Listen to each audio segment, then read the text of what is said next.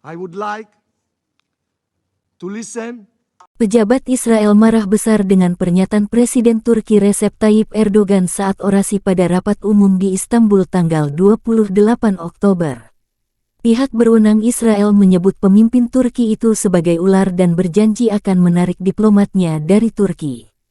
Menteri Luar Negeri Israel Eli Cohen mengumumkan penarikan diplomat Israel dari Istanbul akibat pernyataan Erdogan. Di mana dalam rapat umum di Istanbul yang dihadiri lebih 1 juta orang, Erdogan mengumumkan Turki, pada gilirannya sedang mempertimbangkan untuk mengakui Israel sebagai negara teroris. Alasan Erdogan, julukan negara teroris dan penjahat perang kepada Israel akibat serangan barbar ke jalur Gaza menyasar warga Palestina. Lebih 7.000 warga mayoritas perempuan dan anak-anak meninggal. Dengan latar belakang pernyataan keras dari Turki, saya memerintahkan penarikan kembali perwakilan diplomatik kami dari negara tersebut untuk menilai kembali hubungan Israel-Turki, kata Menlu Israel. Kritikan keras juga datang dari Menteri Energi Israel Katz. Israel Katz mengisyaratkan kecenderungan ekstremis Presiden Turki. Dia menunjukkan warna aslinya. Seorang tokoh Ikhwanul Muslimin mendukung teror Hamas dan Daesh, kata Katz. Gilad Erdan, perwakilan tetap Israel untuk PBB, bahkan menjuluki Erdogan sebagai ular tetaplah ular. Menurutnya, Erdogan tetap seorang antisemit. Presiden Turki Recep Tayyip Erdogan menuntut Israel untuk segera menghentikan serangannya di Gaza. Menurut Erdogan, aksi yang dilakukan pasukan Zionis adalah sebuah kegilaan. Terlebih, militer Israel mengumumkan perluasan serangan daratnya ke wilayah kantong Palestina. Hal itu disampaikan Erdogan dalam unggahan di akun Twitternya pada Sabtu 28 Oktober. Selain menuntut dihentikannya serangan di Gaza, ia juga meminta para pendukung Palestina untuk bergabung dalam aksi unjuk rasa di Istanbul. Erdogan mengatakan aksi tersebut merupakan bukti nyata bahwa Turki mendukung rakyat Palestina dalam melawan pendudukan Israel. Sebelumnya pada Jumat 27 Oktober kemarin, Israel mengumumkan perluasan operasi darat di Gaza. Sementara itu, pasukan Angkatan Udara juga meningkatkan pengeboman dari jet tempur. Akibat serangan itu, seluruh layanan komunikasi dan internet di Gaza terputus. Belakangan, beberapa media membagikan pesan dari Hamas yang mengklaim bahwa mereka telah berhasil menghentikan upaya operasi darat. Hamas juga menambahkan bahwa militer Israel menderita kerugian besar. Namun Israel membantah kabar tersebut dan menyatakan tidak ada tentara yang terluka dalam operasi darat yang diperluas di Gaza.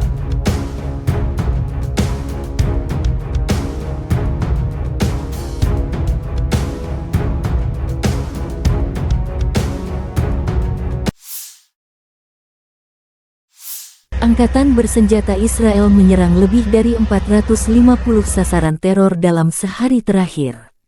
Pasukan IDF terus memperluas aktivitas serangan darat di jalur Gaza.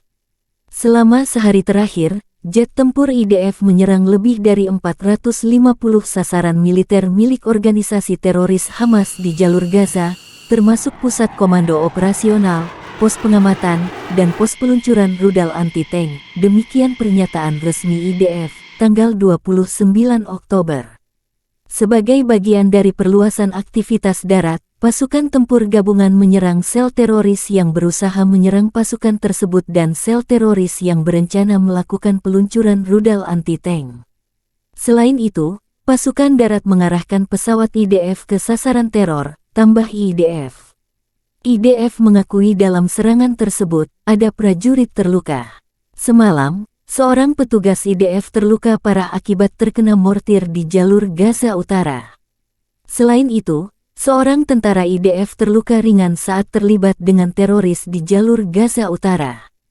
Petugas dan tentara dievakuasi ke rumah sakit untuk menerima perawatan medis.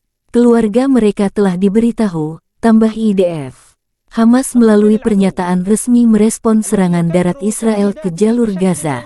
Kami akan menghadapi mereka dengan kekuatan penuh, kami akan menunjukkan mereka kekalahan yang belum pernah dihadapi sebelumnya, demikian pernyataan resmi Hamas. Perang Israel melawan Hamas memasuki hari 23 belum ada tanda-tanda gencatan senjata. Presiden Iran Ebrahim Raisi, mengatakan bahwa negaranya, bersama dengan semua negara Arab dan Islam serta negara-negara lain di dunia, setuju dengan gencatan senjata segera antara Israel melawan Hamas.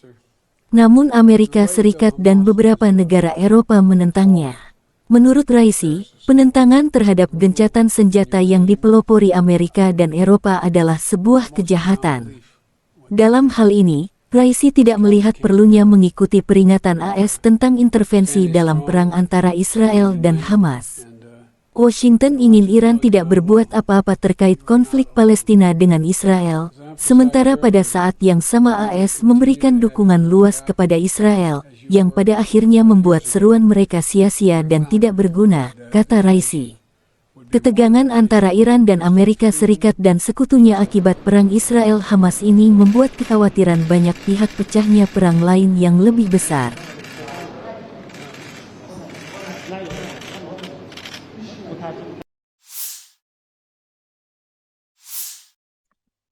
Hamas mengaku siap melawan invasi darat Israel ke Gaza. Hal itu disampaikan pejabat tinggi Hamas Ezzat al-Rishaq tak lama setelah juru bicara militer Israel Daniel Hagari menyatakan bersiap operasi darat pada Jumat 27 Oktober. Ia juga menyatakan tentara Israel akan mendapatkan balasan dari Hamas apabila benar-benar memulai gempuran darat di Gaza setelah membombardir Gaza lewat udara dalam 3 pekan terakhir. Kendati demikian, tak ada detail lebih lanjut mengenai persiapan Hamas terhadap rencana invasi darat Israel. Sebelumnya, militer Israel meningkatkan intensitas serangan ke Gaza pada Jumat 27 Oktober malam waktu setempat. Juru bicara militer Israel Daniel Hagari mengindikasikan invasi darat ke Gaza segera dimulai. Hal tersebut disampaikan ketika Israel dilaporkan melakukan pengeboman besar-besaran di bagian utara Gaza hingga membuat jalur komunikasi dan sebagian besar internet di sana terputus. Pengumumannya menyusul serangan tank selama 2 malam berturut-turut ke Gaza. Serangan terbaru di Gaza bagian utara pun disebut memutus jalur komunikasi di sana. Kantor media pemerintah Hamas menuduh Israel mengambil tindakan itu untuk melakukan pembantaian dengan serangan balasan berdarah dari udara, darat, dan laut. Penyedia telekomunikasi Palestina, Jawal, mengumumkan penghentian total semua layanan komunikasi dan internet di wilayah itu. Mereka menyatakan hal tersebut dikarenakan serangan terbaru Israel. Sementara itu, sayap bersenjata kelompok Islam Hamas mengatakan pihaknya membalas dengan roket salvo yang ditujukan ke Israel. Diketahui pasukan Israel telah berkumpul di luar Gaza di mana mereka telah melakukan kampanye pemboman udara yang intens sejak serangan mematikan terhadap Israel pada 7 Oktober oleh gerakan Islam Hamas.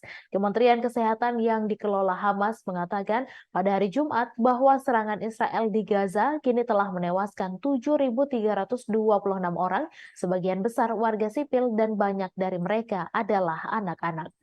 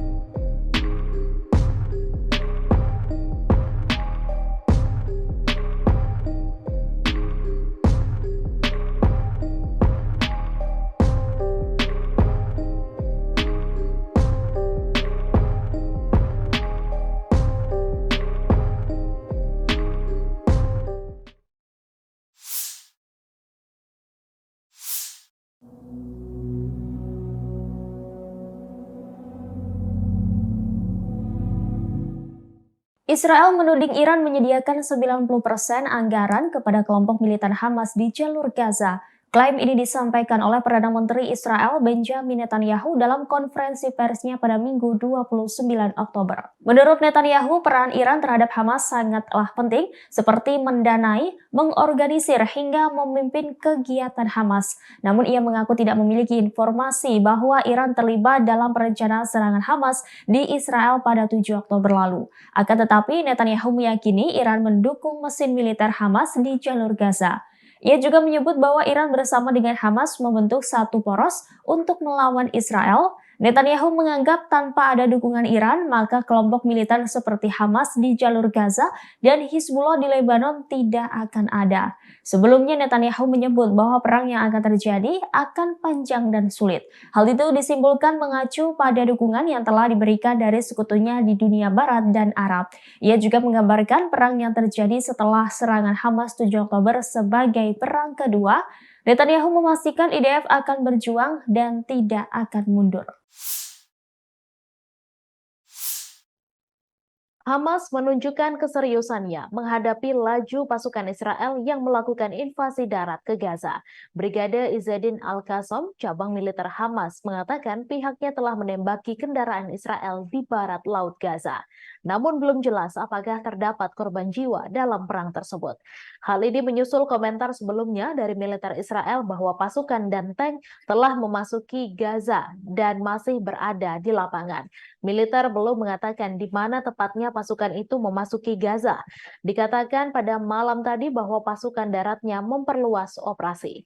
Sementara itu, di dekat perbatasan Gaza, tempat pementasan yang dulunya dipenuhi ratusan tank Israel, pengangkut personel lapis baja dan bulldozer sebagian besar telah dikosongkan. Kendaraan pendukung logistik dan pengangkut personel lapis baja mengalir menuju Gaza. Sementara itu, tank-tank lainnya melakukan perjalanan ke utara, kembali ke tempat persiapan yang sama di utara perbatasan setelah pertempuran sengit semalaman di Gaza. Pemandangan ini terjadi lebih dari 12 jam setelah Israel melancarkan operasi darat yang diperluas di Gaza Utara. Juru bicara IDF Daniel Hagari mengatakan pada Sabtu pagi bahwa pasukan Israel tetap di lapangan dan melanjutkan pertempuran. Tanda-tanda serangan Israel ke Gaza Utara pada malam sebelumnya terlihat jelas ketika beberapa hari sebelumnya dipenuhi dengan tank dan pengangkut personel lapis baja yang diarahkan ke Gaza. Di dekat tempat pementasan, tanda tapak utara selatan di jalan sekitarnya menandai rute di mana tank-tank bergerak maju menuju Gaza. Lapangan yang dahulu dipenuhi tank dan pengangkut personel lapis baja, sebagian besar dipenuhi sampah yang ditinggalkan oleh pasukan yang diberi perintah untuk melakukan mobilisasi. Beberapa unit tank kembali dari arah Gaza, kembali ke posisi operasi depan mereka. Namun tidak seperti serangan tank yang dilakukan IDF di Gaza pada 2 malam sebelumnya, banyak tentara yang menyerang Gaza pada Jumat malam tetap berada di wilayah musuh karena IDF mengatakan pasukannya masih memerangi Hamas di Gaza pada Sabtu pagi. Sementara itu, Menteri Pertahanan Israel Yoav Gallant mengatakan pada hari Sabtu bahwa Israel telah bergerak ke fase baru dalam perang untuk memberantas kelompok Hamas. Gallant mengeluarkan pernyataan dari kantornya setelah Israel memperluas operasi daratnya di jalur Gaza, menyerang sekitar 150 sasaran teroris bawah tanah menurut militer. Gallant menyampaikan pernyataan ini setelah bertemu dengan para pejabat tinggi keamanan Israel termasuk Kepala IDF, Shin Bet, dan Mossad.